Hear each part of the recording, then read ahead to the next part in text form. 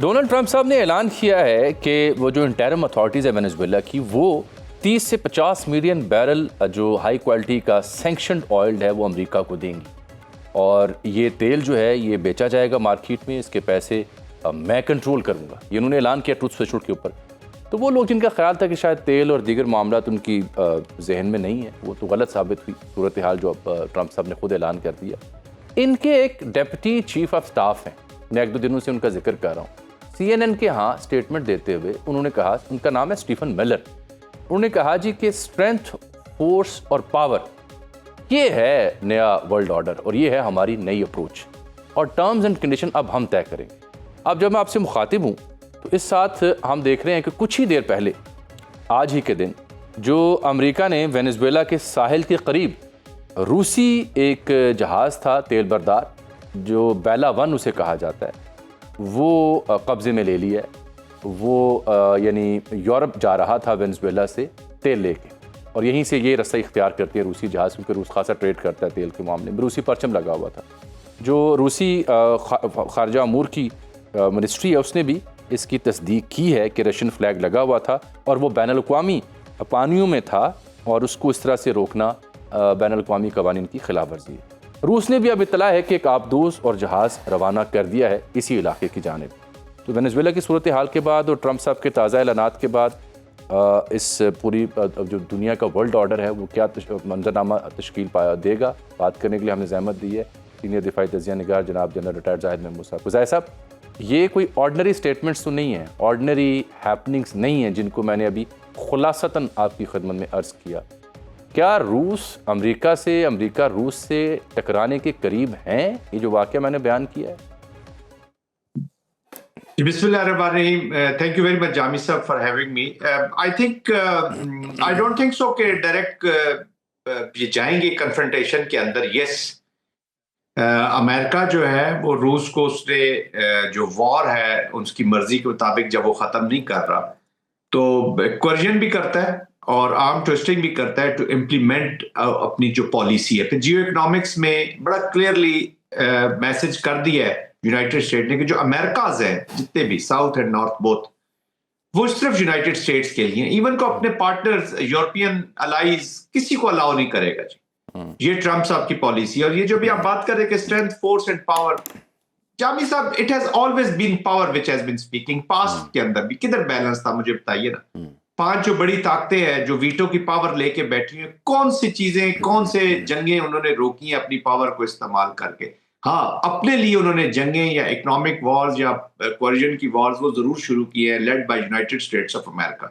America ने अपने military complex को चलाने के लिए, अब मिलिटराइजेशन ऑफ रीजन हो रही है, ऑल द रीजन्स हो रही है, लेकिन नेटो की देखिए 2% से 5%, कनाडा जैसा मुल्क $160 बिलियन, बस तमाम मुल्कों पे स्ट्रेस आ गया। अच्छा, फिर उनको अब स्ट्रेटेजिक ऑटोनॉमी के भी चक्कर पड़ गए। हर कोई कहता है कि मैं ज्यादा डिपेंडेंट नहीं रह सकता यूनाइटेड स्टेट्स ऑफ अमेरिका के ऊपर, तो असला, वेपन्स कहां से खरीदेंगे? Of course it is the military complex which is working.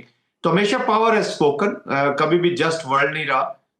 फर्क सिर्फ यह है कि अभी जरा यूनिलैटरलिज्म में जो मिलिट्री की एप्लीकेशन है वो बहुत ज्यादा हो रही है। कंटेस्टेशन जारी रहेगी रशिया के साथ, but I am not forcing any direct confrontation.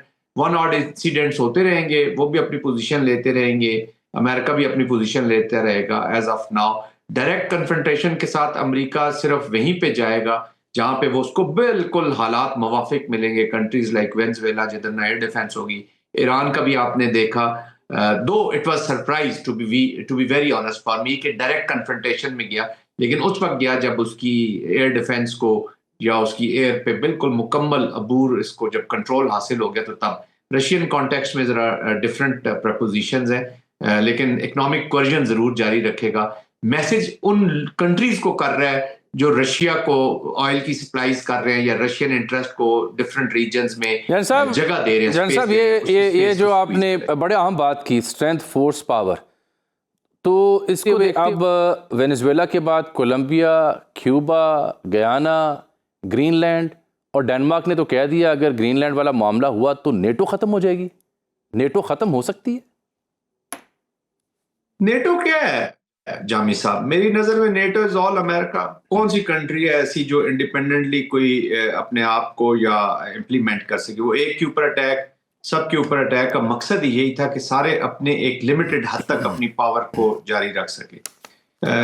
It's been stress जरूर है यूरोप के अंदर। अमेरिकन पॉलिसी से वेस्ट खुश नहीं था, जो खासतौर पर रशियन कॉन्टेक्स्ट में हुई, जब ये पीस की बात हो रही थी, वॉर एंडिंग की बात हो रही थी, क्योंकि वेस्ट भी चाहता है कि यूक्रेन ही जंग लड़े। देखिए, कोई भी मुल्क अपने रीजन में एक अगर जंग लड़ी होती है, जिधर हाथी आया होता है जिस मुल्क के अंदर, वो उसको उधर ही रखना चाहते हैं। ये रशिया को यूक्रेन के अंदर ही रखना चाहते हैं। अगर प्रेसिडेंट ट्रंप कोशिश कर रहे हैं कि यहाँ पीसफुल हो जाए, तो मे बी कोई ऐसा फार्मूला। अच्छा, जब निगोसिएशन होती है तो उसमें यूनाइटेड वॉर जिन मुल्कों की मर्जी हो रही हो, यूक्रेन रशिया की हो रही है, लेकिन जो पीस नेगोसिएशन उसमें अमेरिका अपने जो इकोनॉमिक इंटरेस्ट है वो उस डील के अंदर जरूर रखना चाहता है। आपने देख लिया होगा, डायरेक्टली और इनडायरेक्टली वो कहीं ना कहीं स्पेल आउट हो रहे होते हैं। तो ऑफ कोर्स ये जो फोर्स का यूज है वो अमेरिका जो है वो अपने military, in spite of this कि प्रेसिडेंट ट्रंप का जिस तरह से कि मैं जंगे रुकवाने के लिए आया हूं, वो जंग तो रुकवाने के लिए और स्टेबिलिटी लाने के लिए अपना जो इंस्ट्रूमेंट ऑफ पॉलिसी है, instrument of military as a policy है, उस टूल को बार बार शोकेस जरूर कर रहा है कि मैं ये भी कर सकता हूं। जनरल साहब, ये इससे पहले कि मेरा वक्त खत्म हो जाए, आप चूंकि आप रिटायर्ड हैं बाकायदा और मुद्दत भी पूरी, तो ज़ाहिर बात है आपकी सियासी मामलात में आना जाना उस पर कोई कदगन नहीं आए इनके मुताबिक। तो मैंने देखा आज आप जो कौमी डायलॉग कमेटी, फवाद चौधरी साहब, महमूद मौलवी एंड कंपनी ने वहाँ डायलॉग किया, आप भी वहाँ तशरीफ़ ले गए, वहाँ सहाफ़ी भी मौजूद थे, कई सियासी जमातों के लोग भी मौजूद थे। तो क्या बात समझा के आए हैं उन्हें, क्या नुस्खा दे के आए हैं कौमी डायलॉग कमेटी को? ये तो बताएं ना पब्लिकली ज़रा।